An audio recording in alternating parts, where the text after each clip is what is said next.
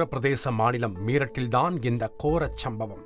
30 வயதையான பெண்ணின் உயிர் பரிதாபமாக பறிபோயிருக்கிறது. இத்தனைக்கும் தான் தாயான மகிழ்ச்சியில் இருந்த அவரை மருத்துவமனையின் லிப்ட் பலிகடாவாக்கி உயிரை பறித்திருப்பது பெரும் சோகத்தை ஏற்படுத்தியிருக்கிறது. மீரட் மருத்துவமனையின் மேல் தளத்தில் பிரசவத்திற்காக அழைத்துச் செல்லப்பட்ட கரிஷ்மா என்ற பெண்ணுக்கு அழகான குழந்தை ஒன்று பிறந்திருக்கிறது.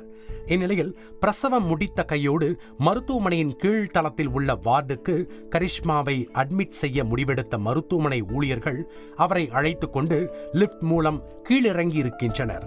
அப்போது திடீரென பலத்த சத்தத்துடன் லிப்டின் பெல்ட் அறுந்த நிலையில் தரதரவென கீழிறங்கிய லிப்ட் மருத்துவமனையின் கிரவுண்ட் புளோரில் விழுந்து விபத்திற்குள்ளாகி இருக்கிறது. லிப்டுக்குள் கரிஷ்மா, அவரின் உறவினர் மற்றும் மருத்துவமனை ஊழியர்கள் 2 என 4 இருந்த நிலையில் இதில் தலையில் பலத்த காயமடைந்து சம்பவ இடத்திலேயே கரிஷ்மா உயிரிழந்தது பெரும் அதிர்ச்சியை ஏற்படுத்தியிருக்கிறது. மற்ற 3 படுகாயத்துடன் அருகிலுள்ள மருத்துவமனையில் அனுமதிக்கப்பட்டுள்ளனர்.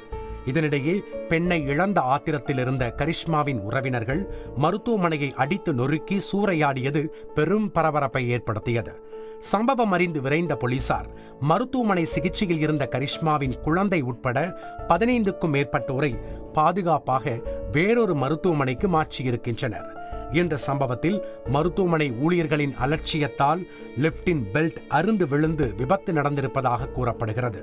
இந்நிலையில் சம்பவம் குறித்து போலீசார் வழக்கு பதிவு செய்து விசாரணை நடத்தி வரும் நிலையில் இந்த உயிர் பலி சம்பவம் பெரும் சோகத்தை ஏற்படுத்தியிருக்கிறது.